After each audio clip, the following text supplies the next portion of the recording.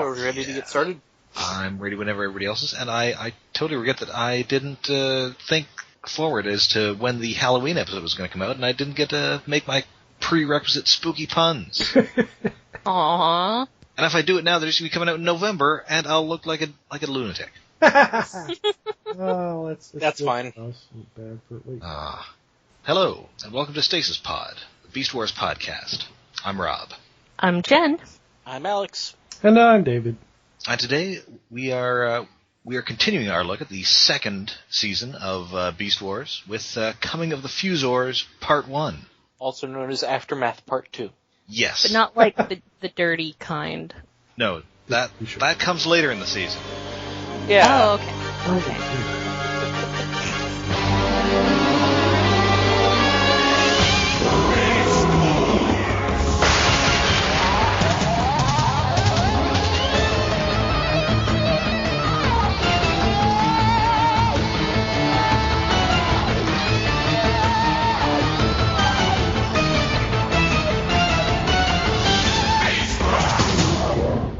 Yeah, it's another two-parter, and this is maybe the best two-parter so far.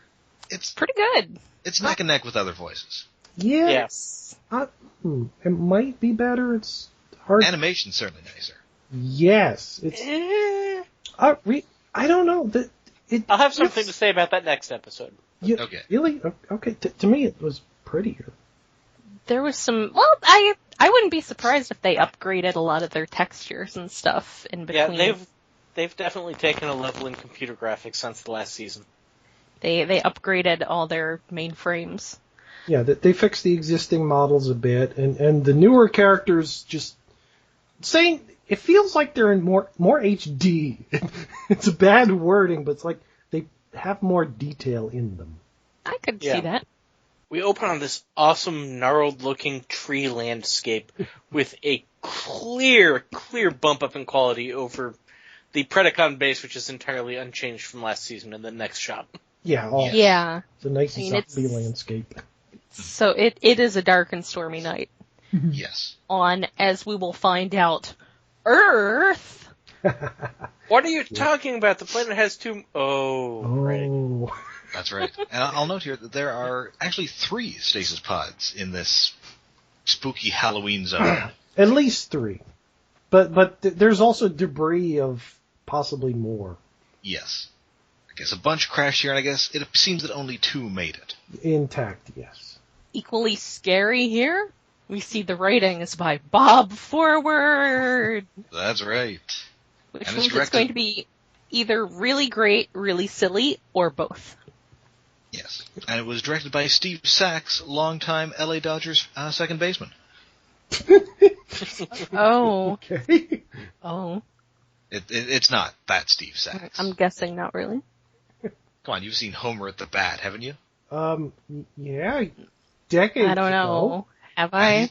He's the one who gets busted by the Springfield Police Department for every unsolved Springfield crime. Oh.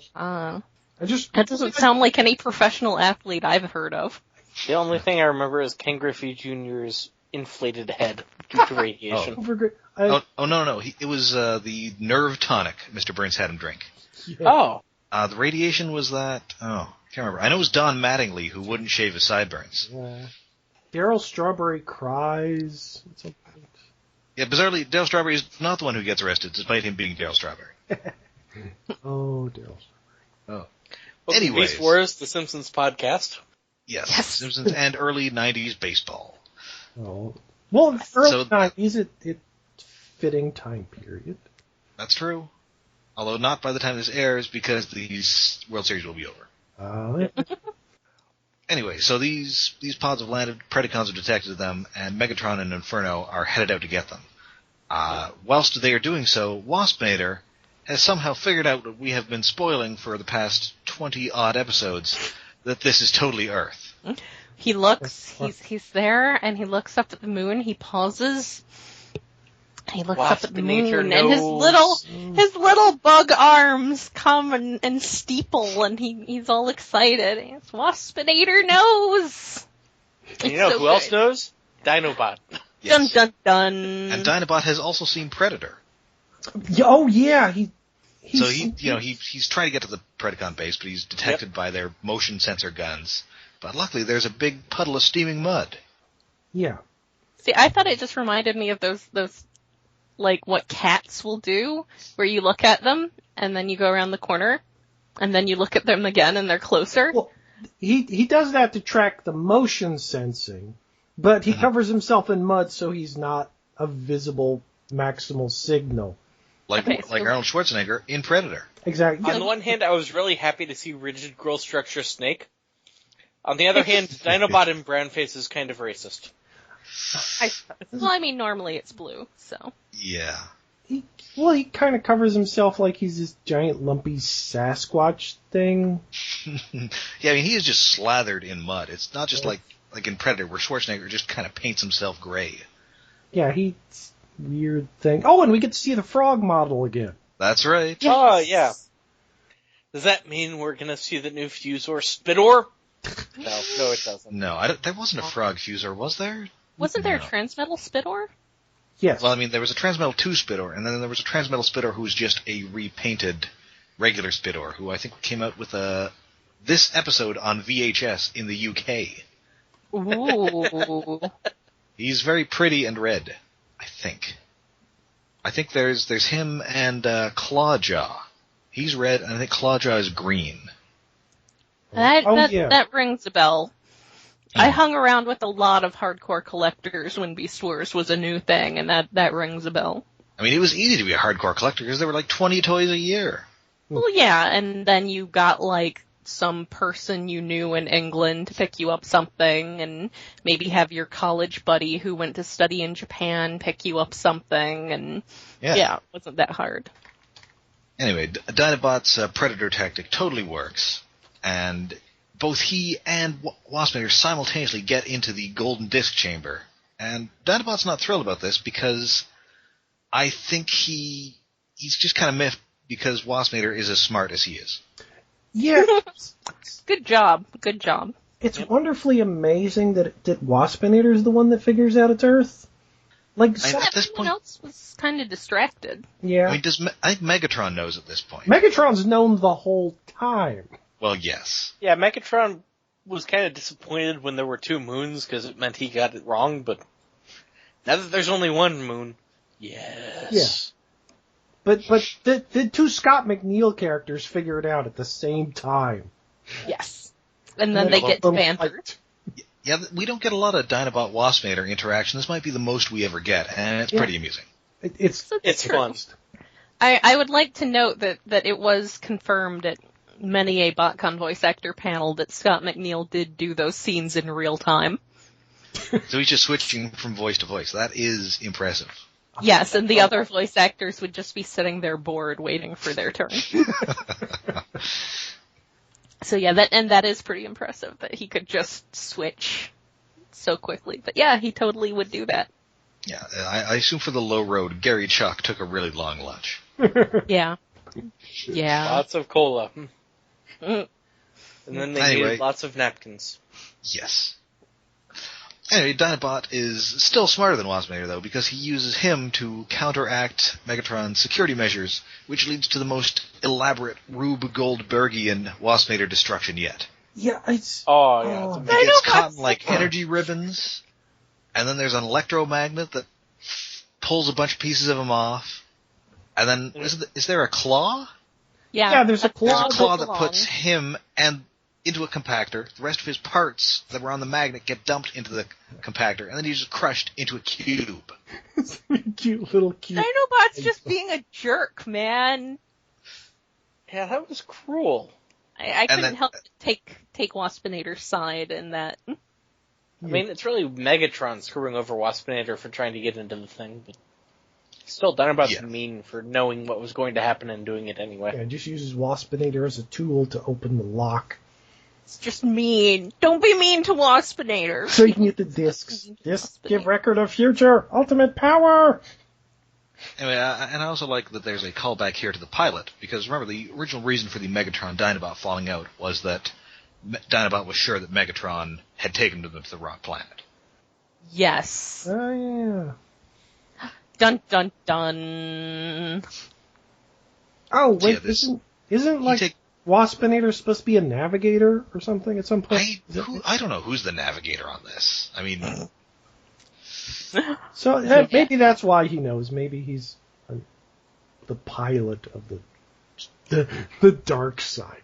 Maybe he's just really good at certain things and really not good at other things. Maybe he's an idiot savant. I mean, you gotta think who else is around. I mean, Inferno probably doesn't even know they were going to Earth in the first place. Black Arachne is busy. Tarantulas is not conscious.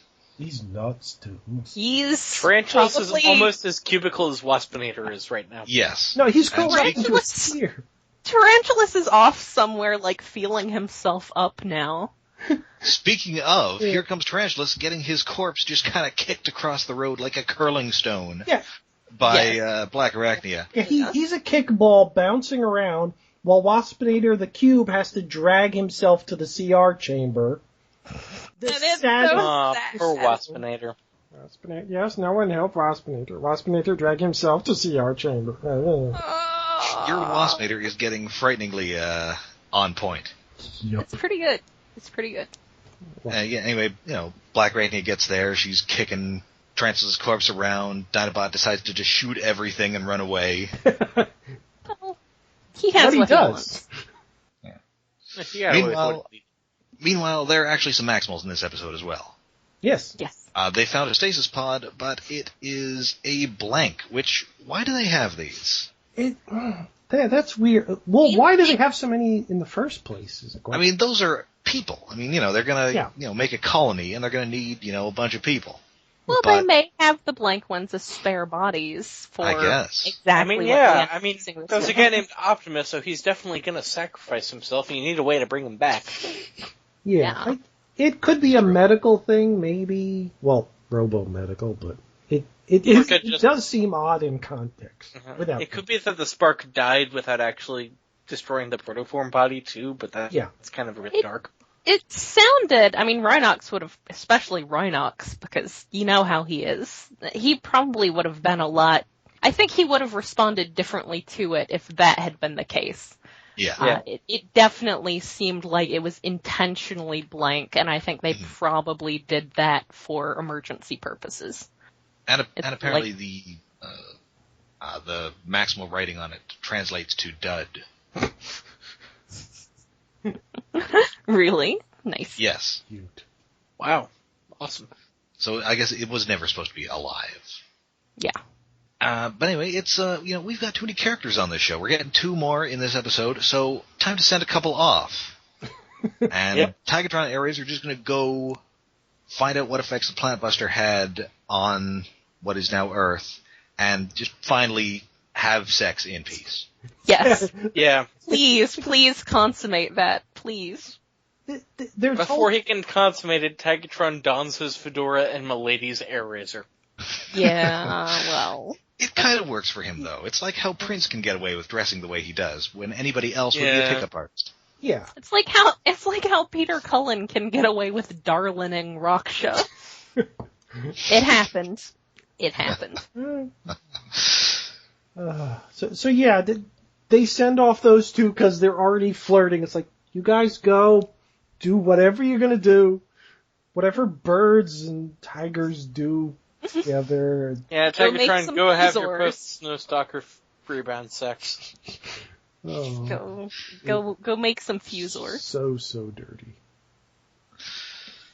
I'm gonna rate this. That's my new NaNoWriMo project. Patreon backer reward, everyone.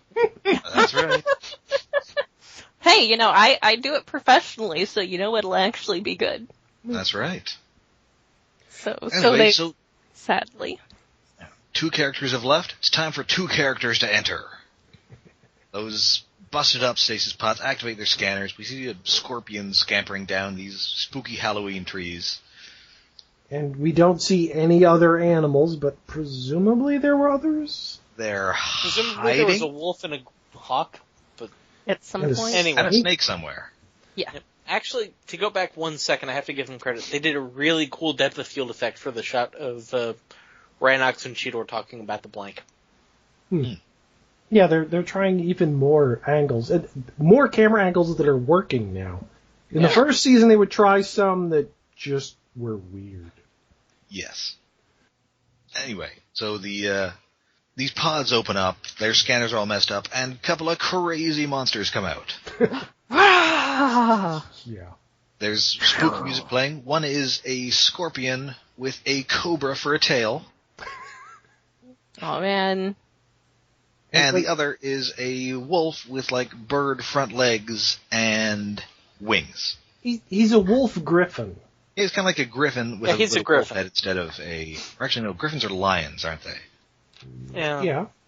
But it's a wolf griffin. Yeah, it's a wolf. Good enough. Wait, does Quick Strike actually talk with both heads in beast mode? I think it's only the scorpion head. Yeah, I think the scorpion head is the main talker, and then the snake head is just kind of more focused on figuring out how to bite people. Yes. Anyhow, the Quick Strike is voiced by Colin Murdoch, who shows up a bunch on the Unicron trilogy shows.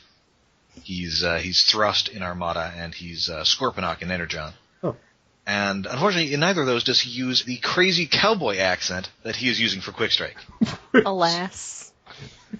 Oh, that cowboy accent. Because he is just straight up a bad guy in a Western. Oh, yeah, he's so good. He makes Revolver Ocelot look like he's not over the top. Yeah, it just seems... Well, because the Coming of the Fuzors is kind of a Western, and his accent just pushes it to the forefront more than the visuals. Yes. Well, except for the ending. Oh, yeah. Yeah, the ending is super Western, and we'll get to that. Yeah. Anyway, so, that's Colin Murdoch, and the Wolf Eagle is Scott McNeil, drawing you another paycheck. Yep. And doing his kind fourth of... paycheck for the show. Yes. It's maybe his most normal voice. Yeah, isn't it sort of like just a slightly tilted version of his regular voice? It's probably close to his regular normal voice, doing a slightly more heroic bent. Yeah. Yes. Yes, it's close. It's pretty much his normal voice acting. Yeah, if Scott McNeil is Clark Kent, this is his Superman. Yes. Yeah. Yes. Mild-mannered voice actor, Scott McNeil. Oh, well, that explains... Actually, that's probably nicer than it probably is. This is Scott McNeil's Calculon. Okay, that's pretty good, too. I was just thinking about calling him Superman and thinking, wait a minute, so when he's doing multiple voices at the same time, he's using super ventriloquism? Yes. Yep. Little known fact, Scott McNeil can also rebuild the Great Wall of China with his mind. Also, he can throw like cellophane Scott McNeil symbols at his foes to entrap them. Wouldn't it be cellophane cowboy hats or something? Oh, dang, I should have said that. Yeah. Sleeveless flannel shirts. Anyway, they immediately come out of these pods and demonstrate their personalities. The Wolf Eagle is, sort of noble and peaceful, and the Scorpion Cobra is a mean jerk. Oh man, though, when Silverbolt does this thing where he says his name is Silverbolt, and it does this great, like, it pans so that he's, like, in front of the moon, and then there's, like, this trumpet flare. Oh, the trumpet. Hey, we're not there. We've got to get to the best Inferno line ever. And then the trumpet is so nonplussed. Oh, that trumpet toot. Yeah. Then Megatron His eyes decides... in beast modes are so weirdly flat, though, too. They're also really, really big. It's the only thing really off about it. But they're creepy. Yeah. Anywho, the Predacon Megatron sends Inferno in to beat these guys up, and, Quick Strike, or the Scorpion Cobra thinks, well, if I can beat up this Wolf Eagle, I can easily beat up this weird ant robot. But, to which Inferno replies, "Fool! Pain is my friend. Allow me to introduce you to it." So good. That's such a good line. We've reached peak Inferno. We have indeed. This is absolutely peak Inferno. So good. You also get a really crappy slow motion, low frame rate explosion dodge. Yeah. Yeah, there's some slow-mo in this that doesn't quite... it feels like they upgraded the quality of the character models and the polygons, and somehow when they're doing the slow-mo, that slows it down even further and jittery. It's weird. Yeah, it's like they went down to a lower frame rate for doing the slow motion, even though they were rendering it. Yeah. Like, it messed something up. Anywho, Megatron shows up. All this. He's very amused. Yes. And he alters their command codes remotely, which I guess is a thing he can do. Dun, dun, dun. They're freshly made can do that. Yeah, their security programming has not sufficiently gone into place, I guess. So he says. Yeah. Presumably because their stasis pods were all busted. Yep. Oh, also at the beginning of this scene, when we first got to them coming out of the stasis pods, you might notice there's like shorting out body parts strewn across the landscape. Yeah, that's creepy. Ooh. That was pretty creepy. I like creepy. It's delightfully creepy. It's beautifully creepy. So anyway, some dead dudes. Yeah. I mean, this did originally air like a couple of days after Halloween. Oh, and in fact, it's November 2nd, 1997, so, almost exactly on the date that we are recording this. Oh yeah, happy anniversary. Cool. Happy anniversary episode. So yeah, Megatron shows up, knocks Inferno out of the picture, and, turns on the old Megatron charm. He seriously knocks Inferno out of the picture, just his tail comes in from off screen and just whaps him aside. It's an amazingly Looney Tunes ejection. It's very good. And he literally says, out with the bad cop, in with the good cop. Yep. Yes. He says, goodbye, bad cop, hello, good cop.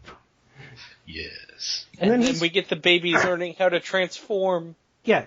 And he's pontificating with his new transmetal little fingers. It's not quite as good as when he was a regular T-Rex, but it's pretty close. Yes. They're bigger, meatier, metalier. Comes like he's wearing, like, oven mitts or something. Yeah. Yeah. And I like that Quick Strike says his activation code and then transforms in mid-sentence, much to his surprise. Yes. Totally startled. That's awesome. It's almost as good as how done everyone is with Silverbolt's Goody Two-Shoes. Like, right away. Yes. I mean, as soon as he does it, he's all, terrorized. I don't like the taste of that. Yes. And Megatron's so nonplussed by him. Like, Megatron, you might as well just give him to the Maximals now. It's right after, Is it right after he transforms that Quick Strike says his very first, "What in tarnation?" I think it's while he's transforming. Yeah. Oh, it's so good. He just throws out, he's super Western. I don't think he uses varmint in this episode, but he's definitely going to use it in the next couple of episodes. Yes. Yes. There's more music. There's more odd music cues beside the tooting horn when Silverbolt's being Silverbolty. Yeah, they both kind of get their own leitmotif. Yeah. Yes. It's great. That's one of the great things about the music on this show is just, and having a limited cast too, I'm sure, is having little character musical cues. And also, we'll note here that Quick Strike did not even get reprogrammed. He's just a jerk. Yeah. Yes. Some Autobots are jerks. I mean, there's an entire series about the Wreckers. Most of them. I'm wondering if he's that much of a jerk, or if there's like a Predacon exchange program on their ship or what. But yeah, he is definitely all on board with the Predacons. I mean, maybe with the right influence, he could be, kind of a heroic jerk, like a Wolverine or something. A whirl. Like a Grimlock. Yeah, like a Grimlock. Yeah. Oh, yeah. He'd be a good classic Dinobot. Mm-hmm.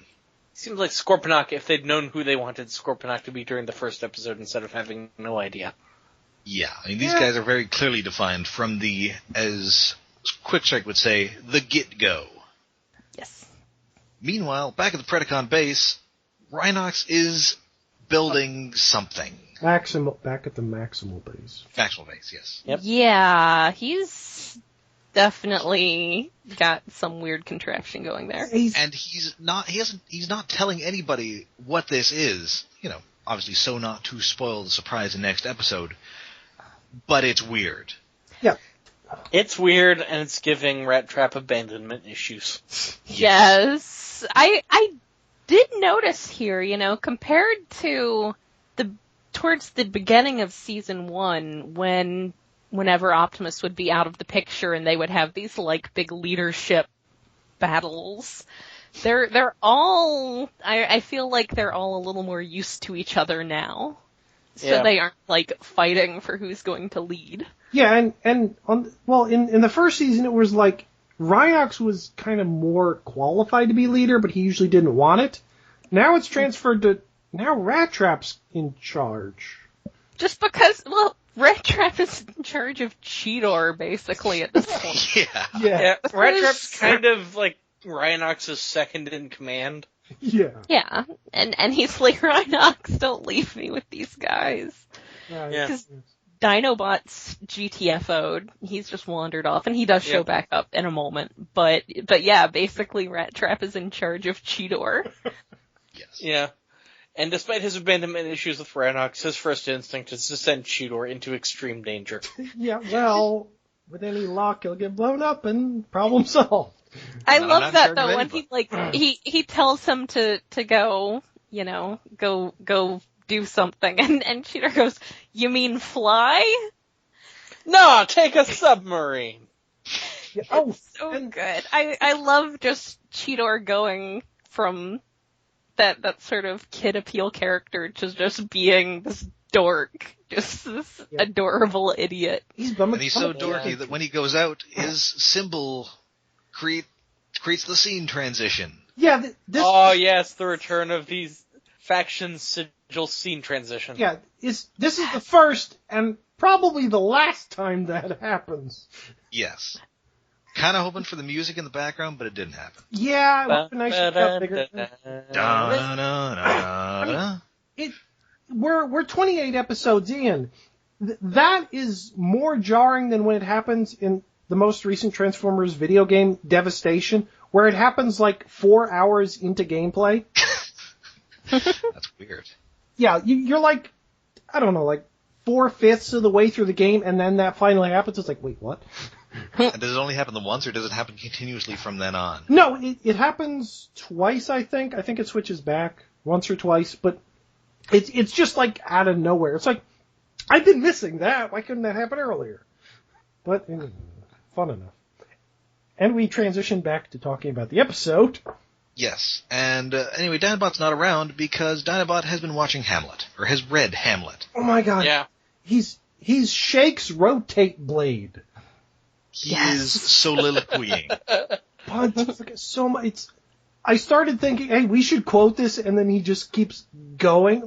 He starts from actually quoting Shakespeare to sort of twisting, Shakespeare into his own weird thing. It's Shakespeare didn't really touch on a lot of time travel. No. Yeah, well. It starts to be or not to be, and then it gets into time travel while still being appropriately Shakespearean. Yeah. Yes. I could use this monologue for an acting class. Oh, yes. Yes, it's good. And Scott McNeil is acting the hell out of it. Yeah. Oh, yeah. Yeah, they give him a new character to do, and somehow he raises the bar on Dinobot at the same time. It's good. So good. It's good. Just go watch this part. And anytime you let Dinobot soliloquy, it's delicious. Oh, yes. Yeah, This anyway, is he is better than any computer graphics cartoon produced in 1997 has the right to be. Yes. This is better than, most cartoons from the 90s period. Yes. Yeah. Anyway, he's having an existential crisis about having discs from the future of Earth, because hey, we're on Earth, surprise. In the past. I was wrong. Yeah. This is Earth. So he has written information about the past and having a problem about, well, if the future is already written, then what am I even doing here? Everything I've done has been written down. But then it's wait, no, I can use it to alter time, but I can only use it once, because once I change the future, these things will be kind of worthless. And he's also contemplating suicide here, which is pretty heavy. Yeah. He's Shakespearean. Of course he's contemplating suicide. Yeah, he's contemplating suicide in a toy commercial from 1997. Yeah. In a 90s toy cartoon. Okay, it's a bit of an overreaction, but... To sell antidepressants. Yeah, Oh. pretty much. I mean, you know, and it's great. It's just, this is not where you would, even on your, Steven Universes and Adventure Times, I don't think you have a lot of characters contemplating offing themselves to give a middle finger to time itself. Have you seen any Steven Universe? I haven't. Yeah, Steven Universe is kind of that dark. I'm pretty sure that kind of happens. Sort of. Oh, okay. Was it I don't remember. There hasn't been specific anybody instance. who's contemplated suicide, but there has been a character who's entered into an abusive relationship voluntarily so that they can physically restrain the person they're entering the relationship with. Yes. Oh, so like what happens with Megatron Rampage later in the series. Yeah, a lot like that. Yeah. A lot like that, but if they combined into like a larger form that was like a physical embodiment of how fucked up the relationship is. If they And they really dropped a ball by not doing that plot with Tripredicus. Wow. That's. We'll get to that in a bit. Yeah, we'll get to the mariachi band. Put a pin in Tripredicus. We'll be coming back to that in a few minutes. Yeah. We will have things to say. Anywho, Dinobot is awesome, and then we... Oh, and speaking of things to say, at one point, Rat Trap says, "Oh, Pussycat, you really know how to tickle my joystick," and I just did a full-body shudder. Oh! Yeah, that's... And speaking of full-body shudder, it's time for the audio-only Black Arachnia Tarantula sex tape. Oh, we're skipping over Megatron's T-Rex finger guns, Cheetor calling himself Cobalt Kitty, or... Oh no, wait, maybe not. I might have... Okay, keep going! I think I missed the note. Yeah, no, I think the tarantula scene happens, and then it's the chase scene. Oh yeah, you just went to the joystick, which No, is a bit... we have another sequence before them. We have another sequence between the new Predacons, Quickstrike and Silverbolt, and Megatron, with Quickstrike being super gung-ho about the Predacon thing, even with Megatron trying to soft play it to not alienate Silverbolt. Yes. So it's like, teamwork and communication, yeah, what about backstabbing and treachery? That sounds more my speed. Well, we're flexible. Yeah. Megatron's really doing a good job of selling this. Yeah. Oh, yeah. He's a good salesman. And then we get Quickstrike riding Inferno into battle. And he yells, "Giddy up." Oh wait, he calls him Blenderbutt too? Yes. And nobody told him his code name is Blender. I mean, listen, you could just look at Inferno and say, that's obviously his nickname. I can see two people come up with that. They obviously are gonna call this guy Blunderbutt. Yeah. Look at him. Maybe Poisonert Glutes, but yeah. It makes more sense. Something along those lines. It makes more sense than two different people coming up with the term transmetal independently. Yeah, we'll be coming to that. So yeah, anyway, where were we? All right, spider sex noises. This is horrible. No, we bad. still have a little more stuff to go before that too. We also have the big chase sequence with the Cheetor outmaneuvering Silverbolt, and then Megatron just giving no fucks about the fact that there are obstacles between him and Cheetor. Oh yeah, the trench Busting run. through these rock pillars. The trench run. Megatron gives no fucks. Silverbolt's not opposed to chasing a cat. Oh, Yeah, that's fair. yeah, he do. And appropriately enough, a rat will later join this chase. Yeah. Although first we have Dinobot finally getting back to maximal base, Yes, with surreptitiously positioning one of the two golden discs behind his back so Rat Trap doesn't notice it. And And Rat then Trap is, I dropping- guess, just so distracted by the pressures of leadership that he doesn't call him out on it. Yeah. So distracted by the pressures of leadership and the arsenal wall from Men in Black being pulled down like an easel. Yes. With so many weapons, and one of them is like an overly modified G1 Megatron gun mode with lots of extra stuff glued on, and then there's a point where I forget if it's Rat Trap or Dinobot says it implies that where was Dinobot out saving the universe? Kinda, yeah. Yeah. Dinobot's answer is yes. Yes. Yes. Because he kind of was. Spoilers, it's true. Yeah. Yep. And, Dinobot is just not content with his I-beams because he is loaded for bear. Yeah. He has all the guns. One scene later, he's wearing dual bandoliers for his guns. Dual bandoliers. Yes. He has guns on at least both his hips, probably on his back, a giant rifle in his hand, and he tosses Rat Trap a little shotgun. That's not a shotgun, that's a noisy cricket. And then I feel like I'm going to break this thing. Okay, so are we at the Tarantulas part now, then? Close enough, yes. Yeah, Okay. Spiders. Rat Trap takes out Megatron in a genuinely cool action sequence, and then Yes. we get the Tarantulas rapiness. Yeah, Tarantulas he is now at maximum creep. Yep. Yeah. He He is inside Black Raven's brain. She's making him turn on his gross new body. It's not gross. It's awesome. It's pretty cool. I mean, It's pretty cool. It is body. super cool. Yeah. Out of all the toys, I think I need that one the most. Even more than Quick Strike, and Quick Strike is ridiculously. Quick Strike was awesome, and I regret never having Tarantulas. So yes, Probably this get a Quick Strike process. pretty cheaply. At reasonable prices on eBay. Anyway. Yeah. Okay. Let's do some more toy shopping in the podcast.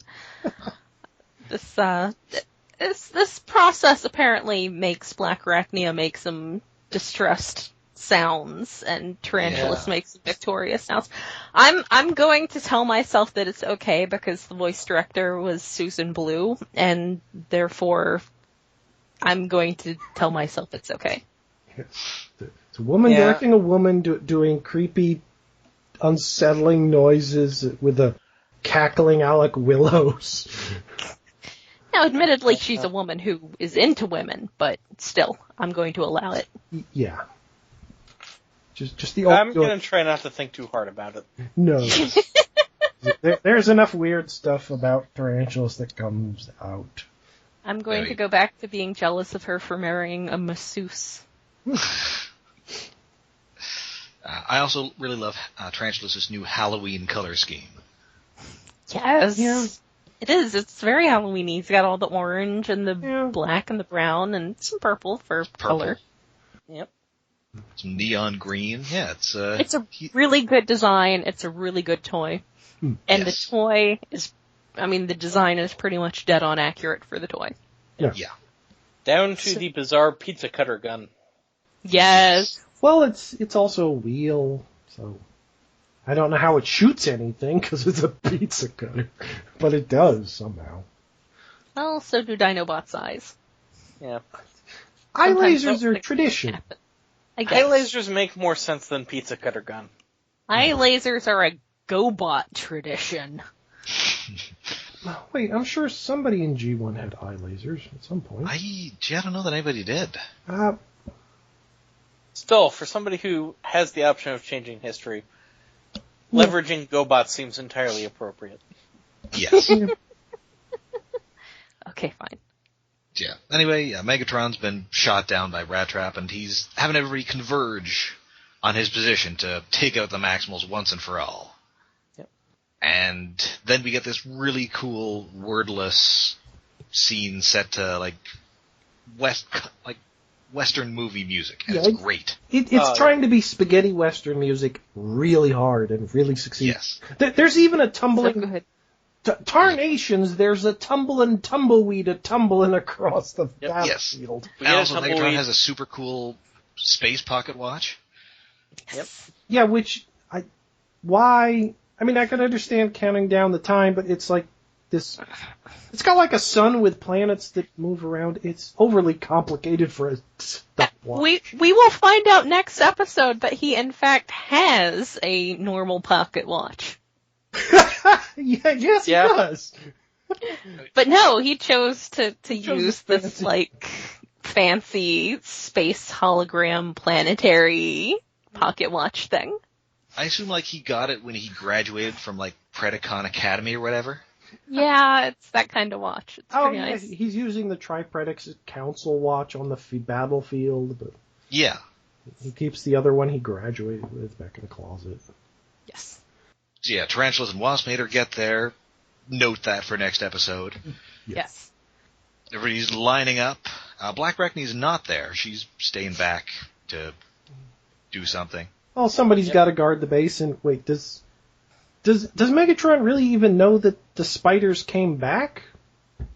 He knows that Tarantulas came back because he talks to Tarantulas, and he's all, "Oh, Tarantulas, you're back, and also you're transmetal. Well, yeah, on sale now in stores everywhere." Tarantulas just shows up, and Megatron accepts it. Okay, you're here, whatever. You're here, and you're in the new gimmick. That's right. Yes, he says, wait, does he say transmetal then? He Yes, says he does say transmetal. He does. transmetal then. How does he know Rat Trap's silly word? Because he also got a copy of Hasbro's 1997 Toy Fair catalog. I guess Maybe that's Man, on I the bet golden... that's on the golden disc, too. That's something that humanity would want to preserve for future generations. I was going to suggest maybe he still had the maximal base wiretapped, but I like this explanation better. Yeah, I like the explanation that the Transformers wiki is actually on the golden disc somewhere. That would be really useful. And I'm very interested in Yeah, this new it's action all figure relevant line from information. the Lost World, Jurassic Park. Yes. At last, I can have a Vince Vaughn action figure. Yes.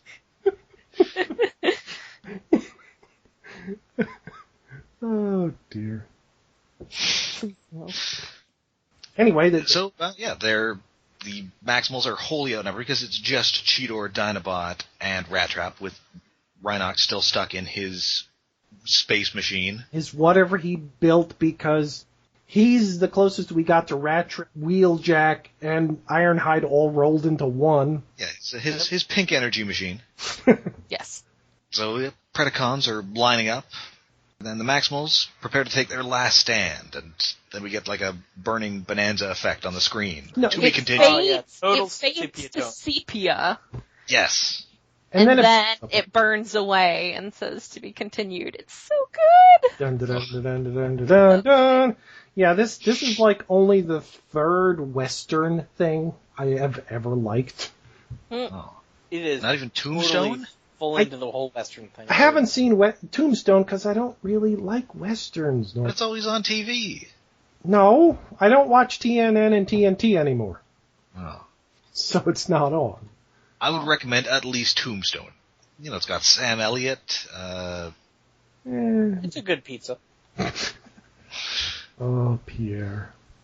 The finest collection of manly American actors and their mustaches ever assembled. Wait, are you sure that's not Young Guns? Do they have mustaches in Young Guns? Well, doesn't, crap, actor's name. Never mind. Just farted. I mean, if I'm going to watch a Western, I'm going to watch The Magnificent Seven. Except, no, I'm not. I'm going to watch Shichinin no Samurai instead. Oh, I was thinking of Lou Diamond Phillips, and no, apparently he doesn't have a mustache in that movie. Oh. How about Blazing Saddles?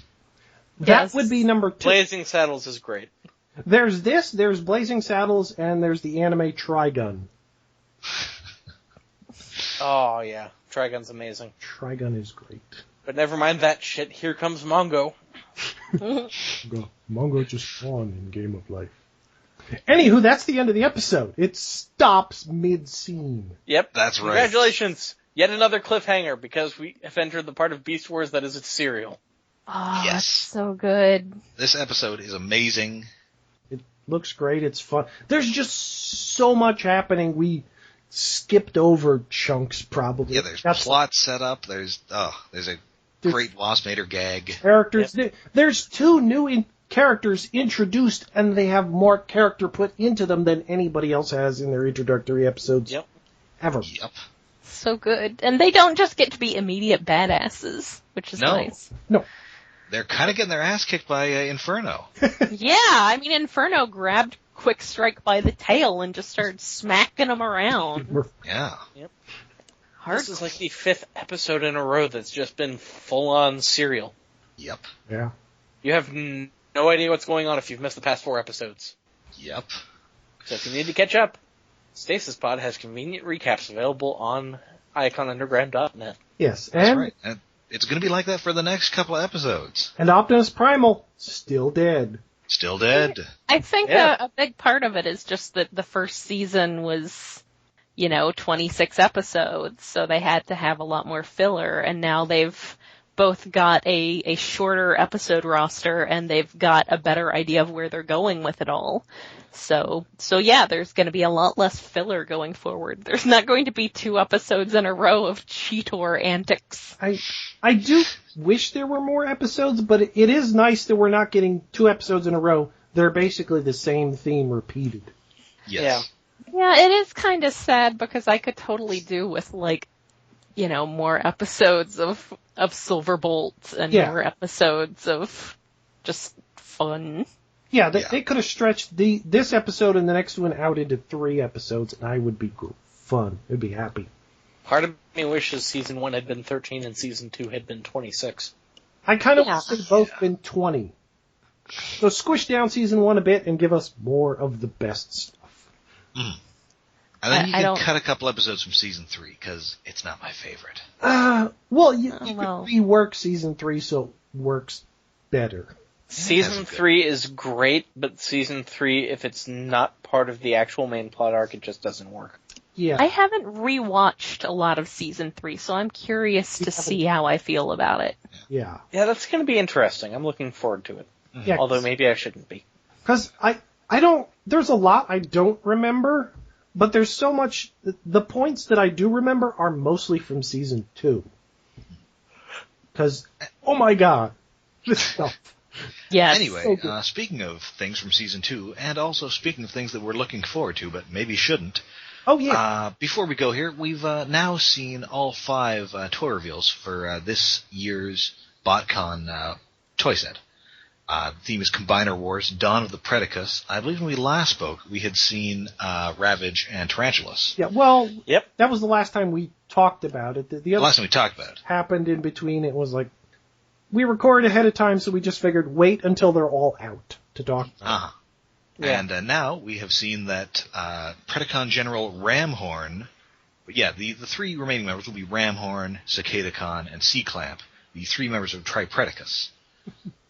Yes. Ramhorn will be a tank with a drill on it, which gives me hope that we're eventually getting the rest of the Technobots. Oh, Technobots. Cicadacon will be a jet who kind of has, like, insect wing patterning on his wings, which is fine. Yeah, and it's, which it's Skydive. It's Skydive, which is my favorite of the aerial bot molds. I just sort of like the way his shoulders crank up. It's neat.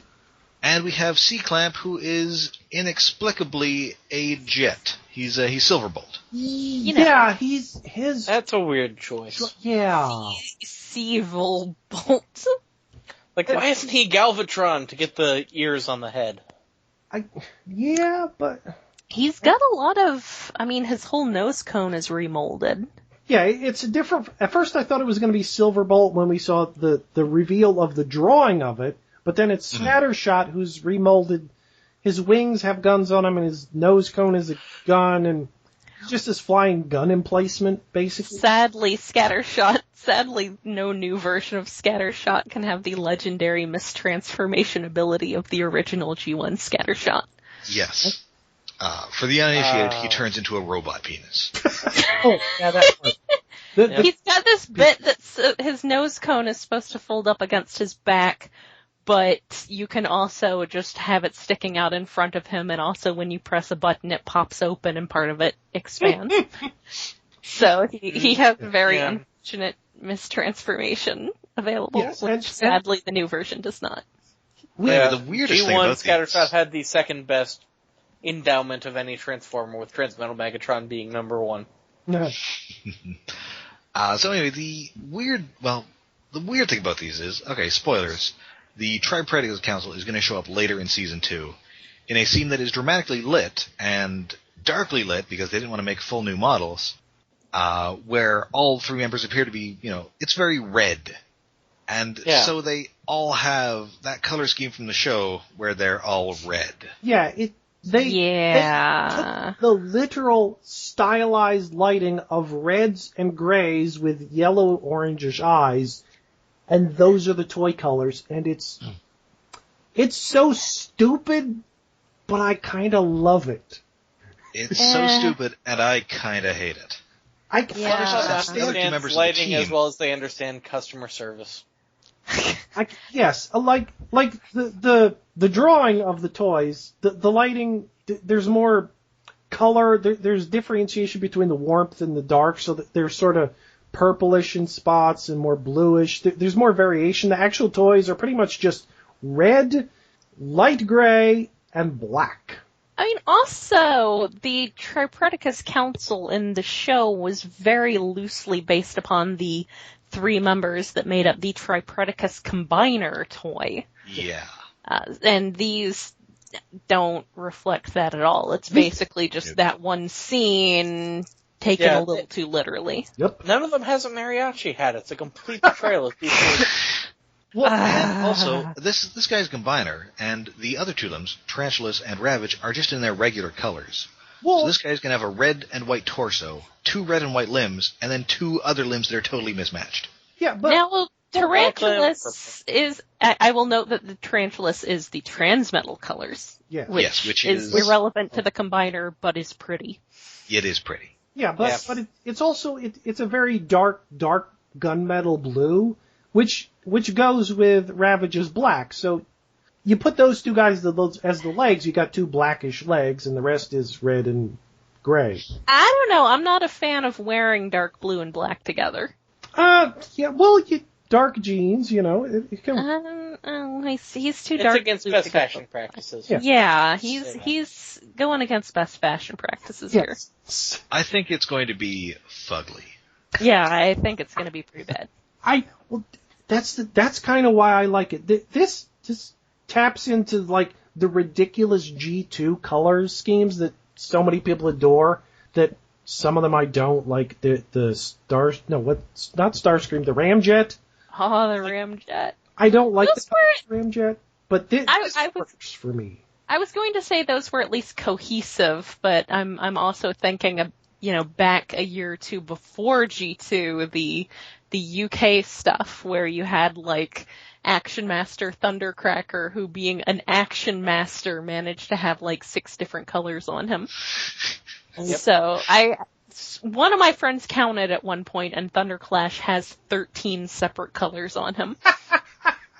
So it's a little less G2 and a little more UK and Euro G1. Well, as a combiner, yeah, but the 3 Predacus guys are just 3 colors, which there should be a little bit more variety between them in shading of the colors, but it's such a goofy thing that we have toys of a scene that's 2 minutes long? Pretty much. And they try to make them, at least the heads, look as close as possible to the crazy things. Like, Ramhorn has bat wings on his head, and the toy's actually going to have that. The Skydive one's just Skydive. CicadaCon is just Skydive. Because that was like a Megatron head with a wider helmet on or something. Yeah. The design. And C-Clamp's head is just ridiculous.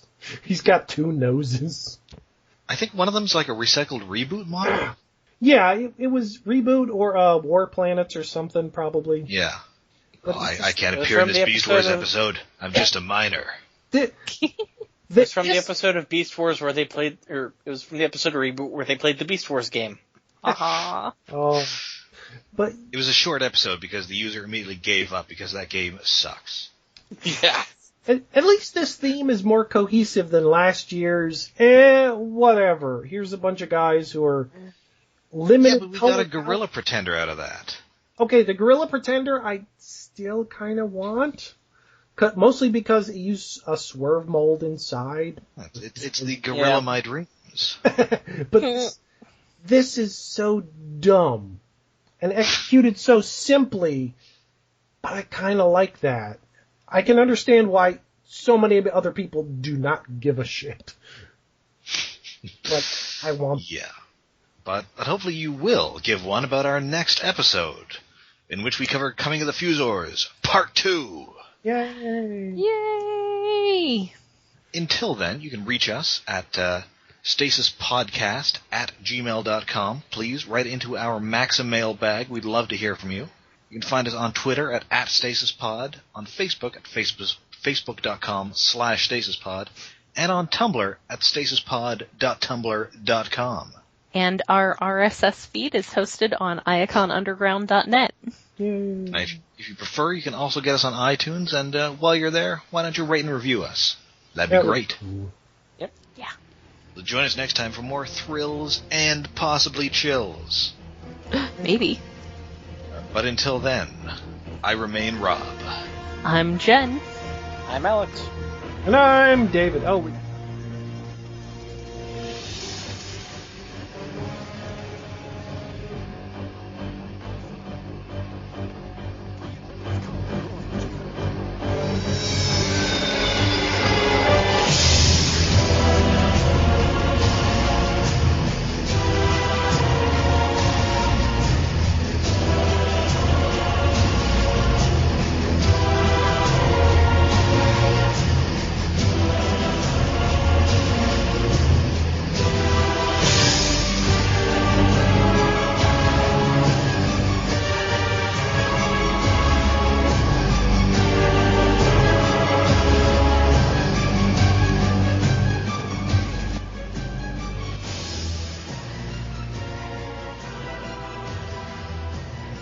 Why his shoulders hurt.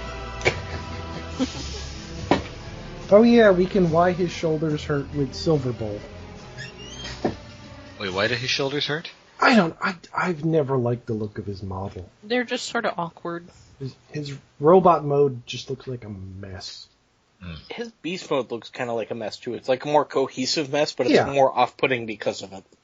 But we should probably record a podcast so we can talk about that on the podcast. Yes, let's. Everybody, you done? Yes, I am done enough. Okay, I'll get a cough drop and let's go.